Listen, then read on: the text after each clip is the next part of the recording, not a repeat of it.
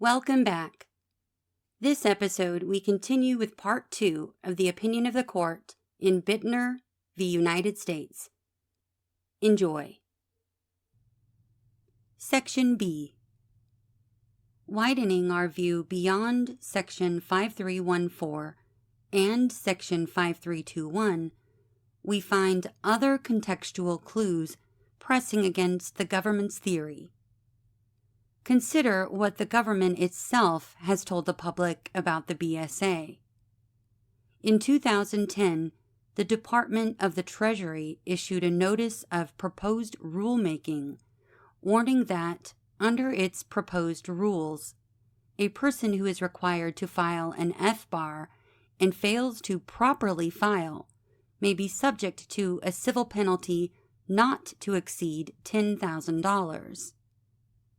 Elsewhere, the government has told suspected F-bar violators that for the failure to file, the penalty cannot exceed $10,000.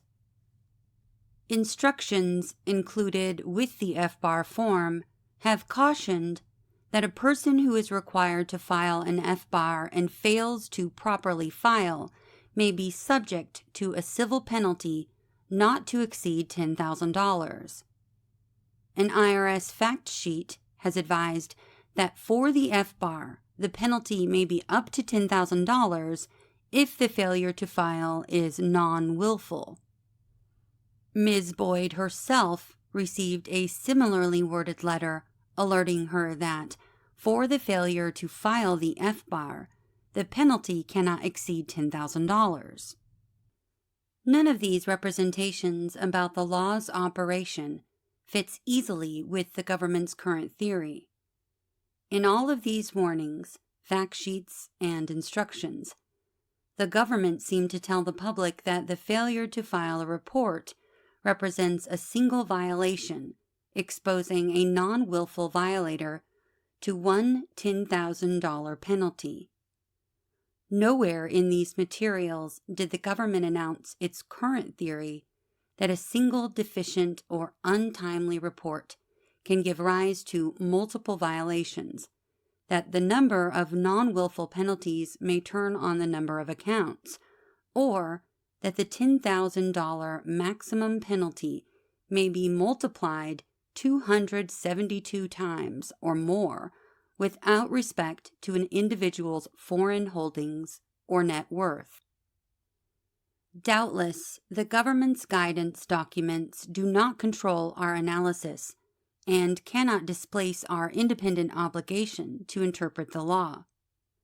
But this court has long said that courts may consider the consistency of an agency's views when we weigh the persuasiveness of any interpretation it proffers in court. Here, the government has repeatedly issued guidance to the public at odds with the interpretation it now asks us to adopt. And surely that counts as one more reason yet to question whether its current position represents the best view of the law. The drafting history of the non-willful penalty provision undermines the government's theory too. When Congress adopted the BSA in 1970, the law included penalties only for willful violations and capped them at $1,000. It took many years before Congress in 1986 authorized the government to impose penalties on a per-account basis for certain willful violations. And it took many years before Congress in 2004 amended the law again to authorize penalties for non-willful violations. When crafting this latest provision, it would have been the simplest thing for Congress to model its work on its 1986 amendment and authorize per-account penalties for non-willful violations just as it had for certain willful ones. But Congress didn't do anything like that. The language it adopted for non-willful penalties in 2004 bears scant resemblance to the language it used when authorizing per-account penalties for certain willful violations in 1986. Consider as well Congress's statement of purpose. Congress has declared that the BSA's purpose is to require certain reports or records that may assist the government in everything from criminal and tax to intelligence and counterintelligence investigations. Here we see further evidence that the relevant legal duty the BSA establishes is the duty to file certain reports. We see evidence, too, that the point of these reports is to supply the government with information potentially relevant to various kinds of investigations, criminal and civil alike. But what we do not see is any indication that Congress sought to maximize penalties for every non-willful mistake, whether a late filing, a transposed account number, or an out-of-date bank address. The Secretary's regulations implementing the BSA convey the same message. Under those regulations, individuals with fewer than 25 accounts must provide details about each account, while those like Mr. Bittner with 25 or more accounts do not need to list each one or provide account-specific details about any of them. Instead, filers with 25 or more accounts need only provide the number of financial accounts and certain other basic information. Naturally, an individual must supply more detailed information if the Secretary or his delegate later chooses to follow up and request it. But no detailed account-level information is required in the filer's initial report. It's yet another feature of the BSA and its regulatory scheme that suggests the law aims to provide the government with a report sufficient to tip it to the need for further investigation, not to ensure the presentation of every detail or maximize revenue for each mistake. The Secretary's regulation also points to some of the anomalies that accompany the government's per-account theory.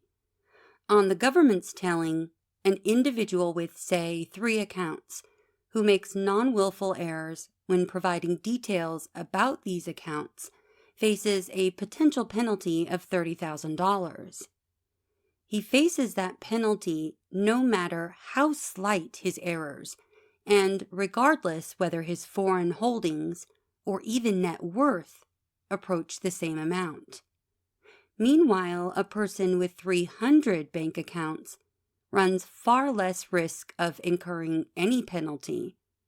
He doesn't have to provide any detail about his accounts, just correctly disclose how many he holds. Nor is this the only incongruity the government's theory invites. Consider someone who has a $10 million balance in a single account who non-willfully fails to report that account. Everyone agrees he is subject to a single penalty of $10,000. Yet under the government's theory, another person engaging in the same non-willful conduct with respect to a dozen foreign accounts with an aggregate balance of $10,001 would be subject to a penalty of $120,000. On the government's view, too, those who willfully violate the law may face lower penalties than those who violate the law non-willfully. For example, an individual who holds $1 million in a foreign account during the course of a year, but withdraws it before the filing deadline and then willfully fails to file an F-bar, faces a maximum penalty of $100,000. But a person who errs non-willfully in listing 20 accounts with an aggregate balance of $50,000 can face a penalty of up to $200,000. Reading the law to apply non-willful penalties per report invites none of these curiosities. The government's per-account theory invites them all.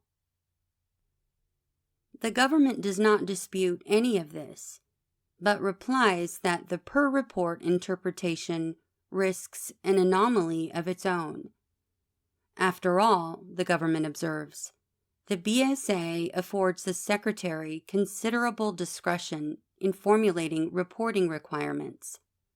So much so, the government contends, that the Secretary could require a separate report for each account and in that way effectively achieve a per-account penalty for non-willful violations.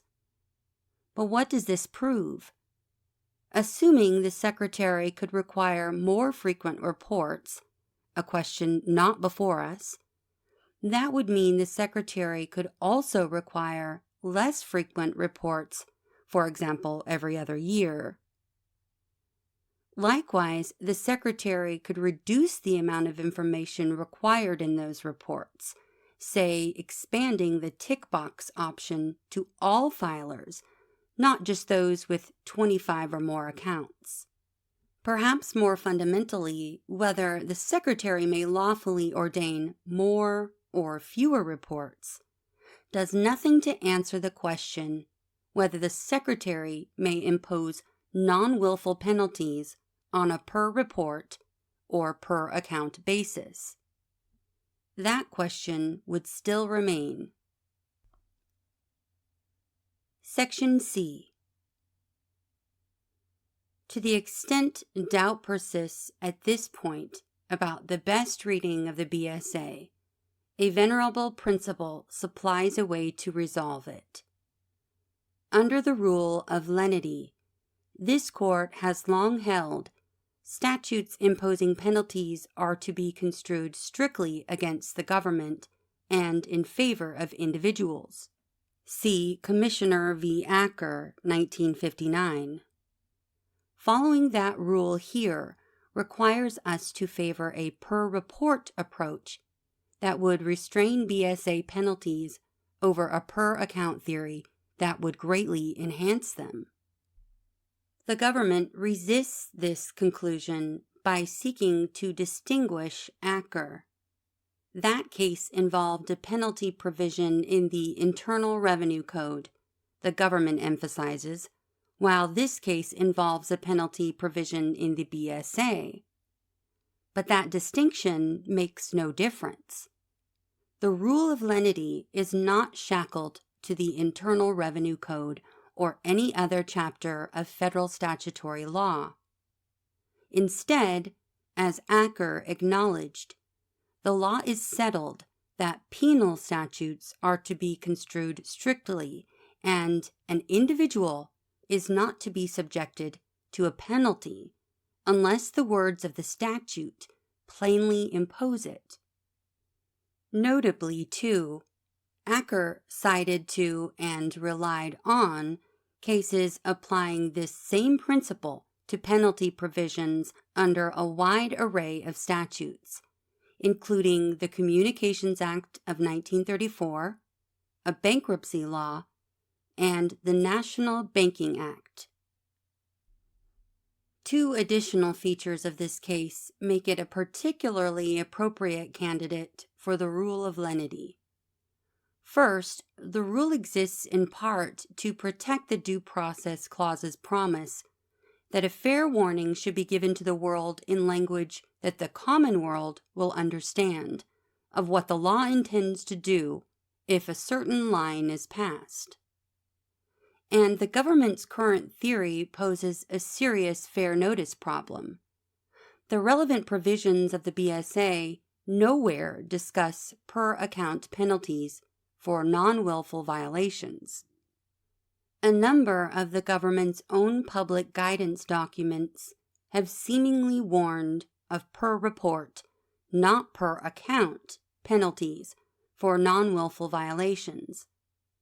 We are even told that until 2008 and 2009, when the government began aggressively enforcing FBAR penalties, many experienced tax professionals and return preparers were not aware of the FBAR reporting obligations, let alone aware of the government's current theory about the scope of penalties for non-willful violations.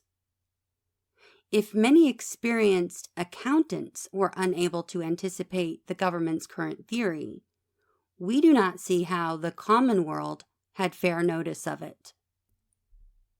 Second, the question before us has criminal as well as civil ramifications. Section 5321 outlines civil penalties for non-willful and willful violations of the BSA. Next door, Section 5322 provides criminal sanctions for willfully violating the Act. The term violation or violating is a constant between these two provisions.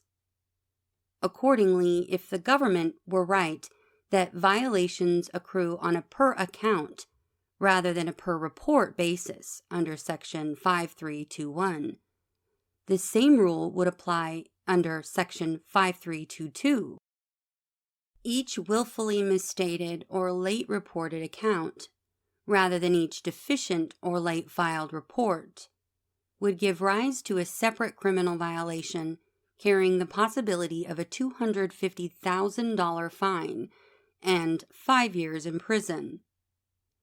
In a case like Mr. Bittner's, involving 5 reports and 272 accounts, that would mean a person who willfully violates the BSA could face a $68 million fine and 1,360 years in prison, rather than a $1.25 million fine and 25 years in prison.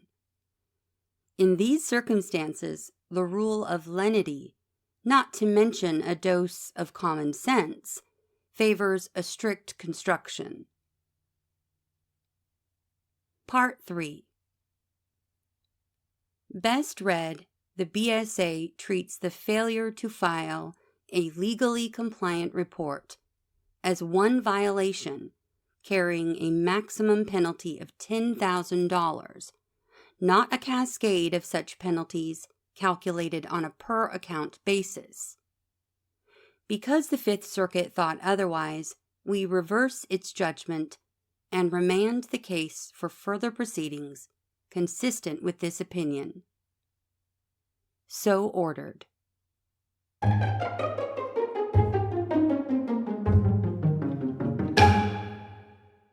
We've come to the end of the opinion. Until next episode, thanks for listening to What SCOTUS Wrote Us.